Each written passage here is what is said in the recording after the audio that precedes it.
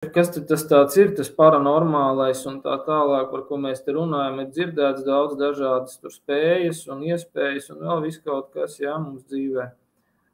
Patiesībā tas viss, ko mēs šodien uzskatām par paranormāli, patiesībā ir tikai vienīgi normāls, jo, ja mēs neesam, teiksim, tā mērokli mums ir jāsaprot, tas, kas šodien tiek uzskatīts par normu, pēc būtības ir zem normas, jā, jo tās spējas, kuras mēs uzskatām par paranormālām, viņas ir dabiskas mums.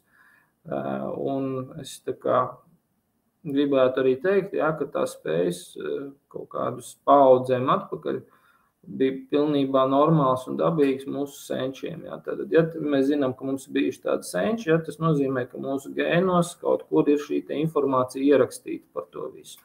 Jā, tātad, ja mums šī informācija ir mūsu gēnos, tad kādēļ to neizmantot? Vienīgais iemesls, kad mēs to neizmantojam, ja mēs nesaprotam, kā to izmantot un ko ar to darīt un ko iesākt.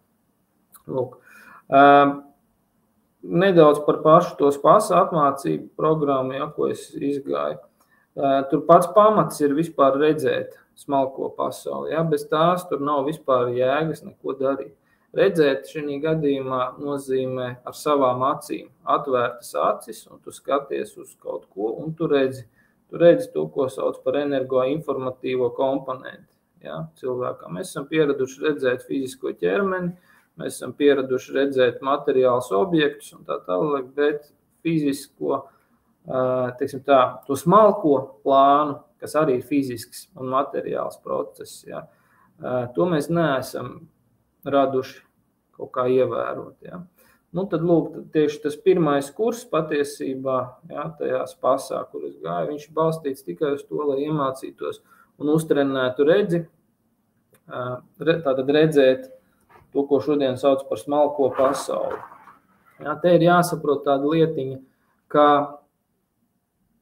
šodien ar smalko pasauli ir ļoti daudz visādu spekulāciju domāts, ja, un daudz visādu tur momenti, ja, ko bieži vien var pat pielīdzināt halucināciju līmenim un tā tālāk. Bet patiesībā es ar smalko pasauli uzskatu tās lietas, kuras ir saistītas konkrēti un tieši arī ar mūsu materiālo pasauli. Tātad, kā primārais indikators tam ir redzēt cilvēka enerģētiku. Tātad redzēt viņa auru, redzēt, kas mums ir apkārt un mūsos iekšā, tieši tāpat arī tur būtnes un dažādus citus objektus. Viņa tradīcijā ir vispār pateikts tā, ka tu nedrīksti neko citu darīt ar enerģētiku vai informāciju, nu, es domāju, tādu smalko pasauli ietekmēt, kamēr tu pats neredzi to, ko tu dari. Ja, bet šodien, kā mēs zinām, ir daudz dziednieki, ekstrasensi un vēl nezinu kādi palīgi, ja, un speciālisti enerģiju darbā, ja, kuri neredz, bet dara. Ja, tad jātājums, ko viņi dara, viņi paši īsti līdz galam varbūt pat nesaprot. Ja viņi vienkārši, gluži vienkārši neredz fiziski to procesu, kas norisinās brīdī, kad viņš tur liek kaut kādas zīmes virsū, vai tur kaut kādu enerģiju pumpē, vai ņem nost, vai tur atbrīvo, vai papildina. Bieži vien viņi neko nedara, vienkārši, teiksim, tā spēlē teātri, ja, tā to var nosaukt. Bet tad, kad tu to redzi, tad tas ir stipri vienkāršāk viss izdarāms un liekas pašsaprotami un loģiski. Redzēšanas spēja, viņa dod diezgan tādu padziļinātu uztveri par procesiem, kuri notiek apkārtējā pasaulē. Ja? Un līdz ar to tev arī stipri vienkāršāk ir strādāt ar to, ko šodien sauc par enerģētiku. Tā, jā, nu tātad, kā jūs minēju, ja, tad tas primārais ir iemācīties redzēt. Varbūt kādam ir jautājums, kāpēc es saucu šo te apmācību procesu par gaišredzības kursu, ja, vai praktiskā gaišredzība.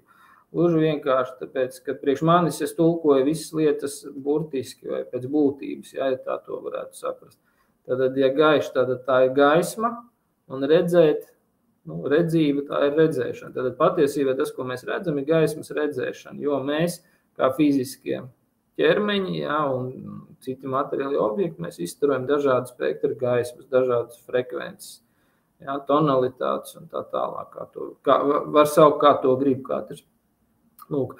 Un attiecīgi, ja mēs šīs te lietiņas redzam, Tad mēs to varētu saukt par gaismas redzēšanu, saīsinājumā gaišredzība. Ja.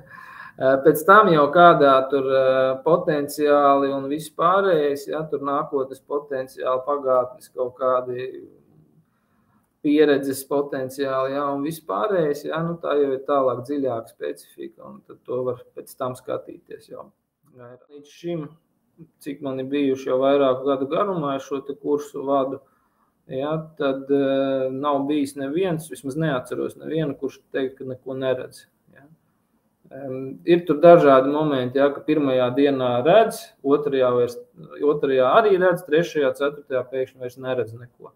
Kāpēc? Par ko tas liecina? Tas liecina par to, ka cilvēks ir nokus, viņam ir pamaz enerģijas, viņš nespēja vairs fokusēties, koncentrēties, un viņam ir grūtības nofokusēties. Tāpat tās ir daudz citi traucējošie faktori, ja, par kuriem es stāstu. Nu, kā piemēram, tad, kad mēs mācāmies skatīties malko pasauli, viens no nosacījumiem, sevišķi tie, kas ir iesācēji, ja, neskatīties ekrānos tajās dienās, kad mēs trenējamies un vēlams pirms treniņa tajā dienā neskatīties ne mobilajā telefonā, ne datora ekrānā, ne televizora ekrānā, tāpēc, ka tas mums uzreiz, kā es saka, strauji samazina mūsu spēju uztvert to dabīgo gaismas spektru, kas ir apkārtējā vidē. Ekrāni pēc būtības mums vienkārši atrofē mūsu spēju uztvert un redzēt to, kas notiek, teiksim, tajā smalkajā plānā. Līdz ar to mēs paliekam paši pretdabiski, ja, un arī nevaram vairs dabiskos spektrus redzēt un saskatīt. Mēs redzam tikai mākslīgo gaismu. Ja. Smalkās pasaules redzēšanas spējas mēs visi redzam jau pirmajā nodarbībā. Es dodu prakses tehnikas, mēs skatāmies jau pašā pirmajā nodarbībā, mēs sākam redzēt un sākam saprast to, ko mēs jau redzam. Pēc tam pārējās nodarbības ir treniņi, vēl treniņi un vēl treniņi. Jā, teorijas būs ļoti maz tajā kursā, pārsvarā es rādu visādas tehnikas un prakses dodu, ar kuru palīdzību mēs trenējam to redzes uzlabošanu. Jā. Es skaidroju, ka redzē ir ne tikai redzēt funkcija. Redzē ir daudz un dažādas citas funkcijas, ar kuru palīdzību mēs varam, kā lai saka, uztrenēt dažādas lietas, ko šodien sauc par paranormālām lietām. Jā. Cilvēks var ne tikai redzēt, viņš, pieņemsim, var arī ar acīm kaut ko radīt. Tur ne tikai kaut kādas auras, es teicu, tur var redzēt ļoti smalkas lietas un līdz pat tur likteņus var nolasīt un visu pārējo.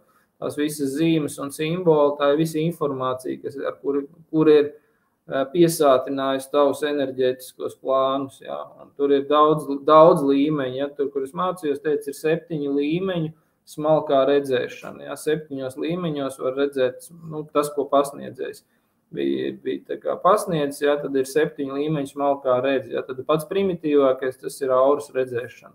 Tas ir pats primitīvākais ar visām krāsām un visu pārējo. Ja. Nākamie līmeņi jau tur ir smalkāk, tur redz enerģētiskās un informatīvās struktūras uzbūves, tur čakru redzēšana, ja, cilvēkam. Tur ir dažādi zīmju, simbolu un pārliecību, kas ir ierakstīts tavā apziņā redzēšana.